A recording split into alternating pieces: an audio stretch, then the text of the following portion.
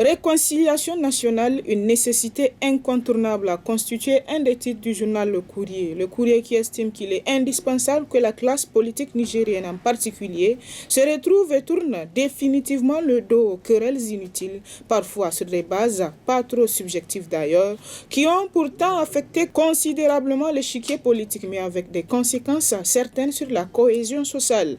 Le Courrier qui poursuit qu'afin de créer un front commun, uni et soudé contre les défis, dans le respect bien entendu des options de chacun et des rôles et missions du pouvoir et de l'opposition, tous deux indispensables en démocratie, car, comme l'a formulé Montesquieu, pour qu'on ne puisse pas abuser du pouvoir, il faut que par la disposition des choses, le pouvoir arrête le pouvoir. Plus loin dans ses colonnes, le journal estime que l'altérité politique qui n'est que l'expression de la complémentarité des points de vue ne doit pas être un obstacle à la cohésion sociale, surtout lorsque le cadre d'existence même qui est l'État est menacé. Que la classe politique se retrouve après tant d'années de friction et de confrontations inutiles autour de l'essentiel qui concerne tous les citoyens ne peut qu'encourager et motiver les citoyens à la culture de la paix, de la tolérance et au renforcement de l'unité nationale. Certains responsables politiques de certains pays de la sous-région, d'ailleurs moins menacés que notre pays, l'ont compris, écrit le journal qui cite Talon et Boni Aïe au Bénin, Ouattara, Gbagbo et Bédié en Côte d'Ivoire se sont retrouvés et ont fumé le calumet de la paix. Au nom des intérêts supérieurs de leur peuple, s'exclame le journal. Pourtant, les relations entre ces personnalités ont été, pour le moins qu'on puisse dire, très difficiles à un moment, mais ils se sont surpassés face aux défis. Dans la foulée, en Côte d'Ivoire, le président Alassane Ouattara a même accordé la grâce à Laurent Gbagbo, son prédécesseur. Pourtant, le journal estime qu'on ne peut pas imaginer de relations aussi exécrables que celles qui ont existé entre les deux. L'actualité ayant marqué cette semaine à travers les journaux reste marquée par le sujet de l'augmentation du prix du gasoil. Le journal L'Actualité rapporte à cet effet augmentation du prix du gasoil, rencontre du président avec les acteurs sociaux.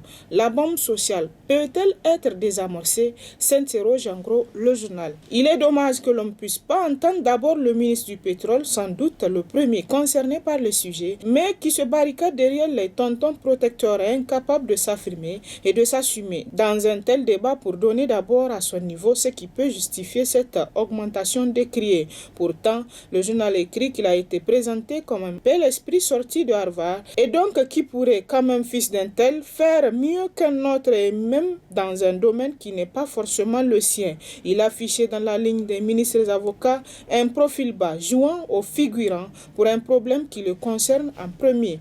Est-il là juste pour les faveurs rattachées à ses fonctions qu'à défendre sa gestion et assumer les responsabilités auxquelles expose ses charges de ministre du pétrole? S'interroge le journal qui estime que les confrères n'ont pas tort de douter des compétences de l'homme qui pourrait naître là non par des compétences avérées reconnues, mais seulement pour être l'enfant de qui l'on sait.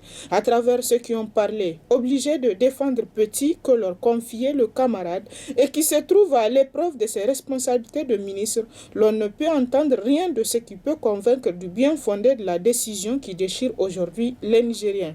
C'est une justification à l'emporte-pièce, écrit le journal, qui ajoute qu'à la hussarde, avec des raisons saugrenues qui font dormir debout, que donnent des ministres obligés de se jeter à l'eau, n'ayant d'autre choix que de défendre la clique aujourd'hui rattrapée par sa gestion opaque et clanique du pétrole. Comment peut-on comprendre que parce que l'on achèterait plus cher le gasoil au Bénin qui n'en produit pas, il faut augmenter au même niveau que dans ce pays donné. En exemple, le prix du gasoil qui se produit chez eux.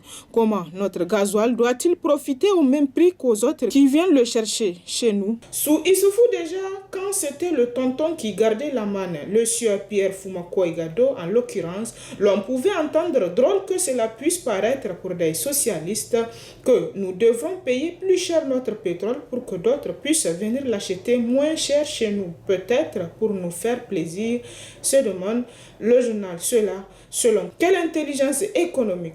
Aussi, lorsque le ministre du Commerce vient raconter que la moitié de la production est consommée par l'extérieur et qu'il faut pour cela nous le vendre plus cher, c'est une histoire qui fait dormir debout. Le journal se demande plus loin, mais pourra-t-on étouffer les colères suscitées par une telle mesure? Ce n'est pas évident, estime le journal. Et les signaux d'une conflagration sociale sont d'autant fort que les ministres et le chef d'État, de l'État ne réussiront pas à convaincre et à pousser des acteurs sociaux à renoncer à défendre cette cause vitale et à lutter pour de meilleures conditions de vie pour les Nigériens. Pour les Nigériens, le pétrole ne sera pas comme l'uranium et l'or et pour cela, ils sont en train de s'organiser avec les seuls Nigériens qui seront prêts pour cet ultime combat pour mener, selon le journal, pour l'histoire et pour la dignité de l'homme nigérien, la lutte pour laquelle plus rien ne saurait les amener à s'y dérober. Tant que le régime ne montrera aucun signe d'écoute pour entendre les colères et les attentes, il va sans dire que ces petites manipulations ne sauront pas éteindre les ardeurs qu'on peut entendre dans les discours guerriers de ces derniers jours, ici et là. Plus loin dans ses colonnes, le journal s'est intéressé à la gouvernance politique du Niger. Il écrit en gros dans ses titres qu'Issoufou Mahamadou est le seul maître du jeu politique. Comme on peut le constater, Bazoum ne point le président des armées comme le dispose la loi fondamentale du Niger, mais bien un président des armées. Pour emprunter la belle formule d'un politologue français à propos de Mamadou Souman sous la cohabitation de 95. C'est pourquoi, selon le journal, il tourne présentement en rond, s'ennuyant souvent au palais de la présidence où il rangerait ses freins et ne trouverait le réconfort moral que dans les déplacements incessants à l'étranger. Maintenant, plus personne ne se montre dupe sur la personnalité qui détient la réalité du pouvoir suprême au Niger. Et même les plus sceptiques des Nigériens ont fini par s'en convaincre à leur corps défendant que c'est autour d'Issoufou Mahamadou que la planète tourne au Niger. Issoufou Mahamadou demeure, selon le journal, jusqu'à ce jour, le seul maître du jeu politique dans ce Niger contemporain. Le personnage et son clan politique disposent d'une force de frappe financière, matérielle et stratégique extraordinaire contre laquelle il serait téméraire de se frotter pour le moment. Quant au président Bazoum, il est, selon le journal, pleinement conscient de ses limites objectives, selon la célèbre formule de Spinoza. L'homme n'est pas un empire dans un empire, à laquelle on pourrait ajouter avec une pointe d'ironie qu'un État de président est une spécificité politique dont seul le régime de la Renaissance détient le brevet d'invention. Peut-être qu'en bon arabe, qui sait toujours se montrer patient, car la précipitation étant de l'ordre satanique, apprend-on dans les livres révélés, le président Bazoum finira par briser les chaînes infâmes de la soumission. Quant au canard en furie, il s'est intéressé cette semaine à la visite du chef de file de l'opposition chez le président Bazoum. Le chef de file de l'opposition chez le président de la République. Que cache cette rencontre inhabituelle, se demande le journal. Décidément, le président Bazoum Mohamed a peu de points communs avec son prédécesseur. Écrit le journal qui estime qu'en recevant le 6 août le chef de file de l'opposition, il pose un acte majeur qui rompt avec la gouvernance politique d'Issoufou Mahamadou. Les deux mandats de ce dernier à la tête de l'État ont été caractérisés par une crispation accrue du climat politique. Opposants politiques, acteurs de la société civile et journalistes ont été nombreux à avoir été impressionnés parfois pour leurs opinions, leurs préférences politiques ou encore leurs publications en ce qui concerne les journalistes, en disant Issoufou Mahamadou n'a pas reçu une seule fois le chef de file de l'opposition. Au contraire, il l'a stigmatisé, harcelé et envoyé en prison, écrit toujours le journal. Bazoum Mohamed prend son contre-pied et selon des sources politiques proches du milieu du président de la République actuelle, c'est pour inaugurer une nouvelle ère dans les rapports entre la majorité au pouvoir et l'opposition politique. L'objectif du président Bazoum, ont-elles expliqué, est de civiliser ces rapports afin qu'ils ne soient plus conflictuels comme cela a été le cas sous Issoufou, mais source d'enrichissement mutuel. Le pays, il faut le dire, a frôlé des situations critiques pour ne pas tirer les leçons nécessaires. La démocratie s'en porterait mieux au Niger. Si le statut de chef de file de l'opposition a été probablement au menu des discussions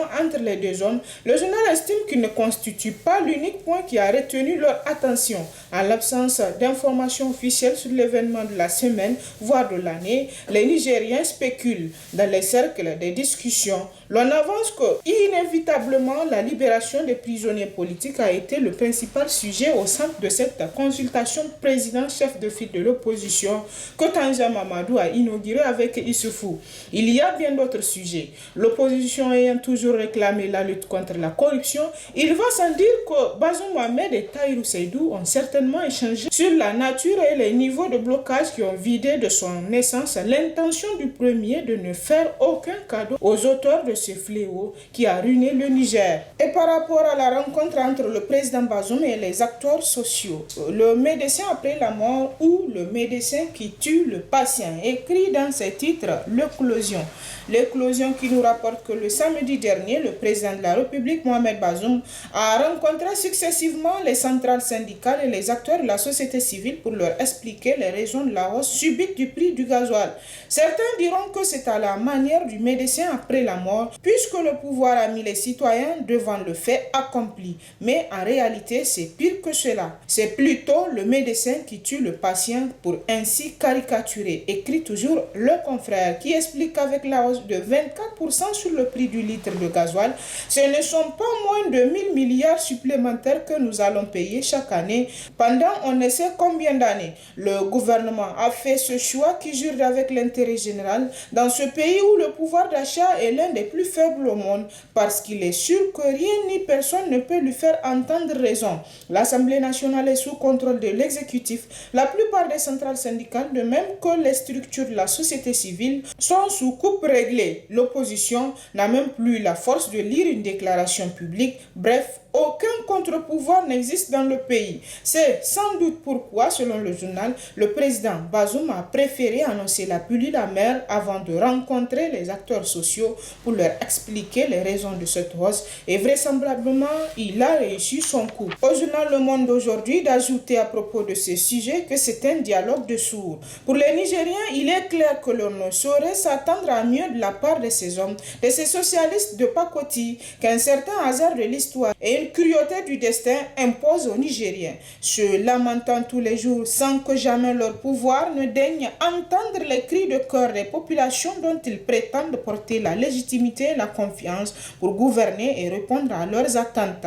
Cela fait des années que par la gouvernance des socialistes faite de mépris à l'endroit du peuple, les colères se sont tassées, que les rancœurs se sont accumulées sans que jamais des socialistes gonflés de vanité ne puissent comprendre l'urgence à apaiser pour soigner les douleurs endurées pendant des années. Peuvent-ils avoir cru qu'ils avaient ainsi réussi à mettre à genoux les Nigériens pour se jouer tant de leur vie, de la fierté dont ils se revendiquent, s'interroge le journal qui explique plus loin dans ses colonnes, s'interroge le journal. Quant au journal La Roue de l'Histoire, il rapporte à propos de cette rencontre que le président de la République a organisé une série de rencontres. Il rapporte tout sur les raisons de l'augmentation du prix du gasoil. Le président de la République, Mohamed Bazoum, a toujours insisté sur son attachement à un climat politique et social apaisé à chaque fois qu'il s'est adressé à la nation. Depuis son investiture, il y œuvre inlassablement, faisant du dialogue inclusif, de la transparence, de la redevabilité, de la responsabilité, une approche permanente de sa gouvernance. Fidèle à sa politique de dialogue, Mohamed Bazoum a rencontré samedi 6 août 2022 au palais de la présidence les responsables des centrales syndicales et des organisations de la société civile du Niger à propos de la récente augmentation du prix du gasoil à la pompe qui a suscité des réactions d'incompréhension et souvent même de désapprobation de la part de ces organisations et de certains acteurs. Dans son franc-parler qu'on lui connaît, le chef de l'État a entretenu les acteurs de la société civile et les syndicalistes sur les raisons qui ont poussé le gouvernement à prendre cette décision, bien que douloureuse. Une contrainte a indiqué le chef de l'État pour éviter, entre autres, l'augmentation du prix du kilowatt, du gaz et aussi du super à la pompe. À l'issue de cette rencontre, les inquiétudes se sont visiblement dissipées et tous ont promis, chacun dans sa sphère de compétences, à œuvrer pour éviter une hausse généralisée des produits de première nécessité. Du côté du gouvernement, le journal rapporte que des mesures d'accompagnement d'ordre général et particulier ont été prises. Il s'agit notamment de garantir la disponibilité du gasoil sur sur toute l'étendue du territoire national, ne pas répercuter cette hausse du gasoil sur les tarifs de l'électricité, prendre toutes les mesures nécessaires pour contrôler les augmentations fantaisistes des prix des services de transport du Niger et des produits de consommation courante. Le gouvernement s'est aussi engagé à garantir aux transporteurs nigériens l'exclusivité du transport intérieur sous réserve des dispositions communautaires en la matière, supprimer la double imposition des droits de sortie et de stationnement pour le compte des collectivités et rendre seulement exigible leur paiement dans la localité de départ. Mettre en place un mécanisme adéquat de renouvellement du parc automobile de marchandises. Les transporteurs, pour leur part, satisfaits de ces mesures, se sont engagés à maintenir le prix de transport voyageurs à un niveau raisonnable qui fera l'objet d'un contrôle du gouvernement et de collectifs des syndicats nationaux de transport marchandises s'est engagé à ne pas répercuter la hausse du prix du gasoil sur le prix du transport des marchandises. Le gouvernement a également promis de poursuivre le dialogue avec tous les acteurs économiques et sociaux concernés par la question. Ce qui est sûr, selon le journal, les préjugés qui ont entouré la décision quelque peu brutale du gouvernement sur le rehaussement du prix du litre du gasoil à la pompe sont tombés. Les inquiétudes se sont dissipées grâce au dialogue engagé par le président de la République, Bazoum Mohamed. Autre actualité à travers les journaux cette semaine, c'est aussi cette affaire d'héritage de Maman Abou. Le Monde d'aujourd'hui écrit à ce titre que la famille Abou renie la filiation des enfants avec le défunt selon Maître Souley Oumarou. C'est à son corps défendant que la famille du défunt Maman Abou, propriétaire de la nouvelle imprimerie du Niger, a décidé de sortir de son silence dans le contentieux judiciaire opposant le frère cadet du défunt à une ancienne épouse du défunt prénommée Tamo relativement à la gestion de la nouvelle imprimerie. Dame Tamo a décidé d'intenter une action en justice contre le général Mahamadou Abou Tarka, mandataire de la gestion des biens du défunt, au nom de ses jumeaux. Elle soupçonne notamment le général Tarka qui l'a défendu contre sa propre famille à la suite du décès de Maman Abou, le transfert douteux de fonds à partir de l'imprimerie. L'affaire a pris une autre tournure aujourd'hui avec le reniement pur et simple des enfants par la famille Abou, suite notamment à la découverte des dossiers médicaux du défunt et de la dame. Lors d'un point de presse qu'il a récemment animé, Maître Souley Oumarou, l'avocat du défunt, a martelé haut et fort que les jumeaux au nom desquels Dame Tamo veut faire même bas sur l'héritage de Maman Abou ne le sont pas en vérité. La famille dit détenir les preuves matérielles qu'elle est prête à fournir lors du procès. Voilà comment le problème s'est posé. Lorsque Maman Abou est décédé, ses frères ont contesté la paternité des enfants. La famille en parlait. Le général Mahamadou Abou Tarka, qui défendait les enfants, a dit à ses sœurs et frères: au stade où nous sommes, nous ne pouvons pas prouver que ces enfants ne sont pas de notre frère. Puisque nous ne disposons pas de preuves, on est obligé de travailler avec les papiers que nous avons jusqu'à preuve du contraire. En l'état, c'est elle, la mère des enfants, et ils sont de Maman Abou jusqu'à ce qu'on décide autrement.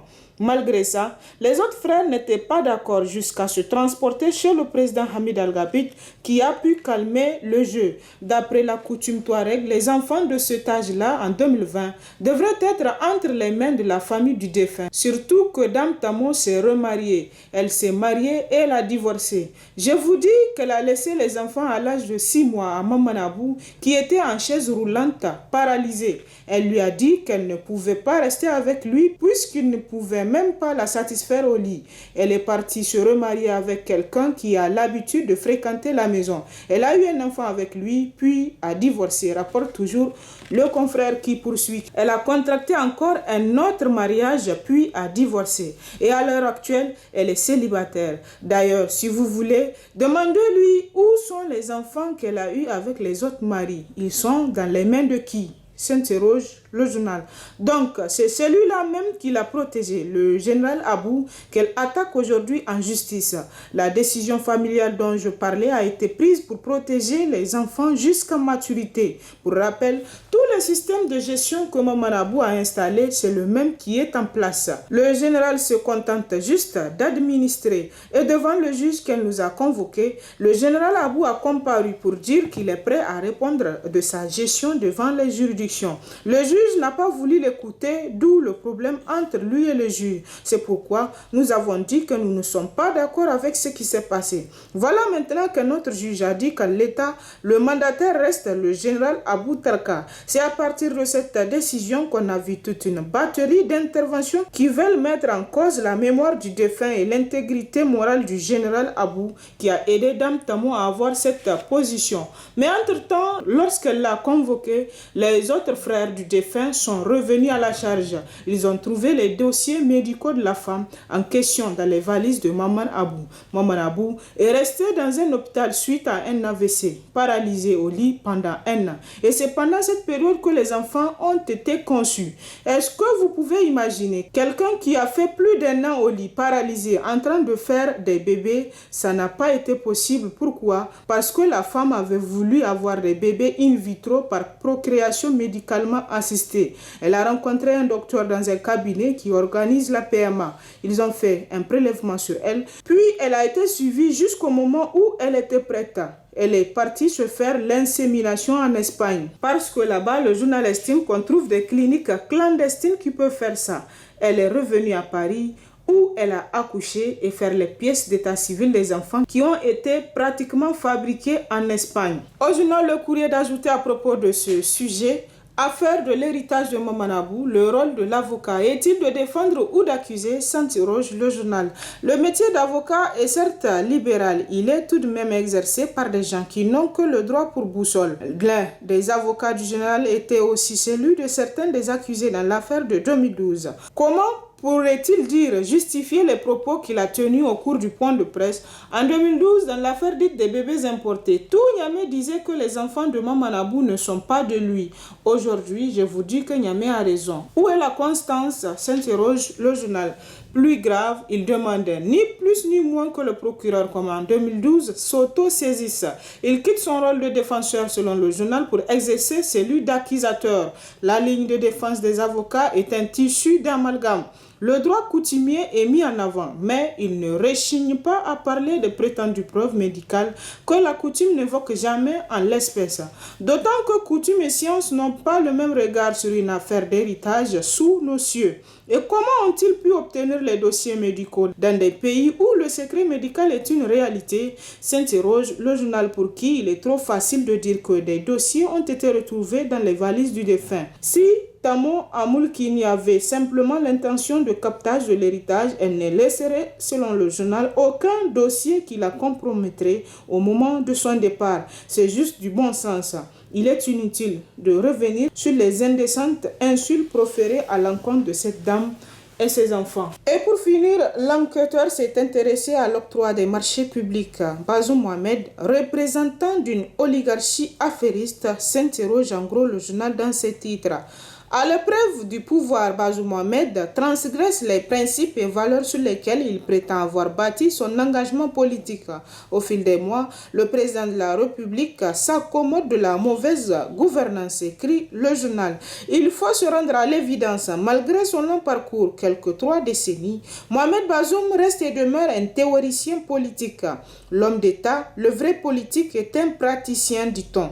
Confronté au pouvoir suprême, Bazoum Mohamed étale les signes de son incapacité à se mettre dans la peau d'un véritable homme d'État avec des principes inébranlables chevillés au corps. Dans son discours d'investiture le 2 avril 2021, il a fait un diagnostic d'État qui tire le Niger vers le bas depuis l'avènement de la démocratie. Le défi de la gouvernance est d'autant plus grand chez nous que prévaut une mentalité pas toujours en harmonie avec les valeurs de l'État de droit et ses exigences relatives à la primauté de la loi ainsi qu'à l'égalité de tous les citoyens, a-t-il déclaré. Ce jeudi 4 août 2022, à l'ouverture de la première session du Conseil supérieur de la magistrature au titre de l'année 2022, le chef de l'État a laissé entendre comme mon vœu le plus cher pour nos concitoyens, conformément au programme sur la base duquel j'ai été élu, et l'instauration de la bonne gouvernance en milieu judiciaire, c'est-à-dire une justice de qualité, une justice juste, équitable et impartiale, une justice qui rassure les citoyens citoyens honnêtes en même temps qu'elle traque les délinquants, grands ou petits, riches ou pauvres. Dans les faits, le journal estime que la bonne gouvernance, la justice et l'égalité des chances ne constituent point des priorités pour Bazoum Mohamed. Et c'est l'essentiel de l'actualité à travers les journaux cette semaine. Très bonne lecture et à la semaine prochaine, Inch'Allah.